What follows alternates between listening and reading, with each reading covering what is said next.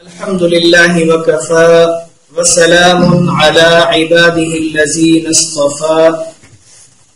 أما بعد فأعوذ بالله السميع العليم من الشيطان الرجيم من همزه ونفخه ونفسه بسم الله الرحمن الرحيم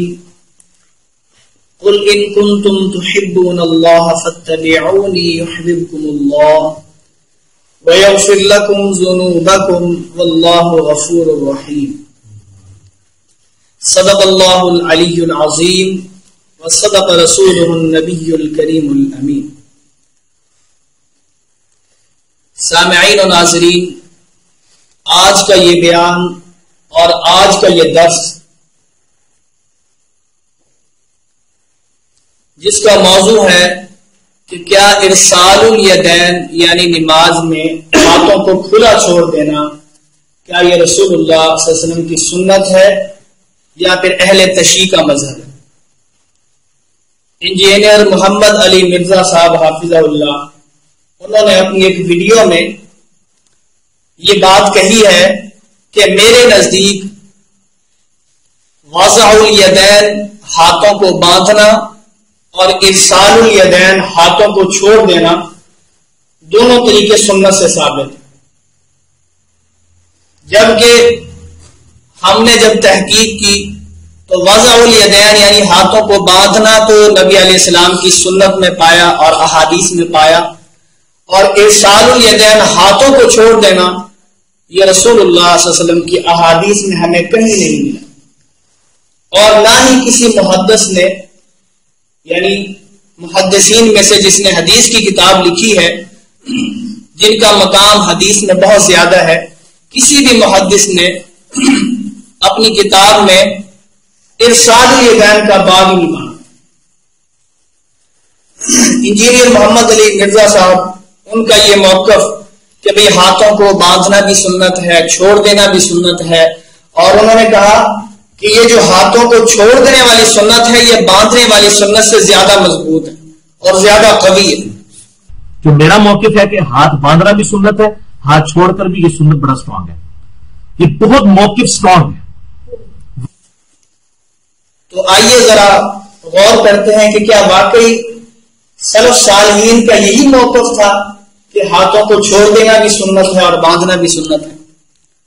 تو سب سے پہلے ہم شروع کریں گے امام بخاری رحمۃ اللہ علیہ سے،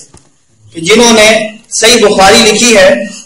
اور ان کا نام ہے محمد بن اسماعیل بخاری رحمۃ اللہ علیہ، المتوفى 256 ہجری۔ انہوں نے صحیح بخاری کے اندر رسول اللہ صلی اللہ علیہ وسلم کی نماز جو ہے اس کو تفصیل کے ساتھ بیان کیا، اور امام بخاری رحمۃ اللہ علیہ نے اپنی بخاری میں باب باندھا ہے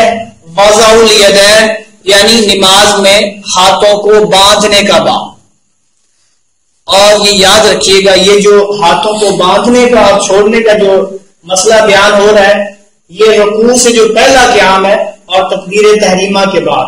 جس میں سورۃ الفاتحہ پڑھی جاتی ہے اس قیام کے متعلق بات ہو رہی ہے۔ رکوع کے بعد ہاتھ باندھنے چھوڑنے کا مسئلہ یعنی بیان ہو رہا ہے، یہاں رکوع سے پہلے والے قیام کے متعلق بات ہو رہی ہے۔ امام بخاری رحمۃ اللہ علیہ نے جو کہ 256 ہجری میں فوت ہوئے، انہوں نے بخاری کے اندر ہاتھوں کو باندھنے کا باب باندھا ہے، اور اس کے تحت حدیث لائے ہیں سہل بن سعد رضی اللہ تعالیٰ عنہ کی، کہ وہ کہتے ہیں کہ اللہ کے رسول صلی اللہ علیہ وسلم کے دور میں لوگوں کو حکم دیا جاتا تھا کہ دایاں ہاتھ بائیں ذراع کے اوپر رکھیں، یہ حصہ ذراع کہلاتا ہے، دایاں ہاتھ بائیں ذراع پر رکھیں، اور ان الفاظ کے ساتھ یہ حدیث بخاری شریف میں امام بخاری لائے ہیں، جس سے انہوں نے یہ ثابت کیا ہے کہ ان کے نزدیک ہاتھوں کو باندھنا سنت، اسی لیے تو انہوں نے ہاتھوں کو باندھنے کا باب باندھا، اور اس کے تحت سہل بن سعد رضی اللہ تعالیٰ کی حدیث لا کے یہ ثابت کیا ہے کہ ہاتھوں کو باندھنا رسول اللہ صلی اللہ علیہ وسلم کی سنت ہے۔ تو امام بخاری رحمۃ اللہ علیہ نے پوری بخاری میں آپ چھان ماریے، کہیں بھی آپ کو ارسال الیدین یعنی ہاتھوں کو چھوڑنے کا باب نہیں ملے گا، نہ باب ملے گا نہ ہاتھوں کو چھوڑنے کے متعلق کوئی حدیث ملے گی۔ تو جس سے یہ بات تو واضح ہوگی کہ امام بخاری کا موقف یہ تھا کہ ہاتھوں کو باندھنا سنت ہے، چھوڑنا سنت نہیں. اور امام مسلم رحمۃ اللہ علیہ صحیح مسلم، اس کے اندر بھی جتنی طاقت ہے ساری طاقت لگا دیجیے، تلاش کیجیے، آپ کو ہاتھوں کو باندھنے کی حدیثیں ملیں گی، چھوڑنے کی ایک حدیث بھی نہیں ملے گی. جس سے یہ بات واضح ہوئی کہ امام مسلم رحمۃ اللہ علیہ کا بھی موقف یہی تھا کہ ہاتھوں کو باندھنا سنت ہے، چھوڑنا سنت نہیں. اور پھر امام نسائی رحمۃ اللہ علیہ، ان کی کتاب نسائی شریف ہے، اور امام نسائی رحمۃ اللہ علیہ نے بھی اپنی کتاب میں وضع الیدین، ہاتھوں کو باندھنے کا باب باندھا ہے. پھر آگے تفصیل ہے کہ ہاتھ کیسے باندھنے چاہیے، کلائی پہ باندھنا چاہیے یا ہاتھ کی پشت پر ہونا چاہیے ہاتھ، ان کے لیے انہوں نے پھر علیحدہ علیحدہ باب باندھے. تو لیکن ارسال الیدین کا ایک باب بھی نہیں باندھا. تو امام نسائی رحمۃ اللہ علیہ کے بھی نزدیک اور ان کا موقف بھی یہی ہے کہ ہاتھوں کو باندھنا سنت ہے اور چھوڑنا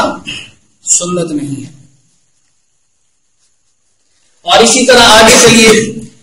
امام ابو داؤد المتوفا 275 ہجری، المتوفا 275 ہجری، المتوفا کا جو لفظ ہے یہ اس بات کو واضح کرتا ہے کہ ان کی جو وفات ہے 275 ہجری میں ہوئی ہے. اور امام ابو داؤد نے سنن ابی داؤد میں وضع الیدین، ہاتھوں کو باندھنے کا باب باندھا ہے، اور باندھنے کی حدیثیں لائے، وائل بن حجر کی حدیث لائے. انہوں نے بیان کیا ہے کہ اللہ کے نبی علیہ السلام جب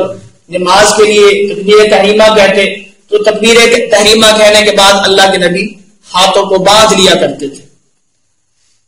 اور اسی طرح انہوں نے مزید اور باب باندھے ہیں جن میں ہاتھوں کی کیفیت کو بیان کیا ہے، لیکن ارسال الیدین کا باب انہوں نے بھی نہیں مانا.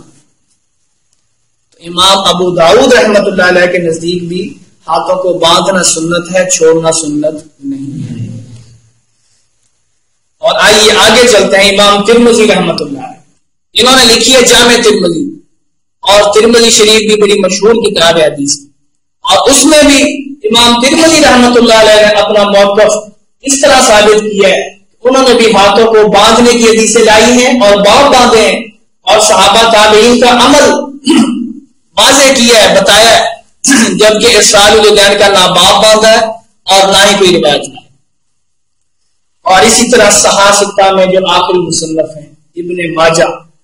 انہوں نے بھی اپنی ابن ماجہ کے اندر ہاتھوں کو باندھنے کا باب باندھا ہے اور ارسال الیدین کا ایک باب بھی نہیں باندھا، نہ ہی ایک روایت میں.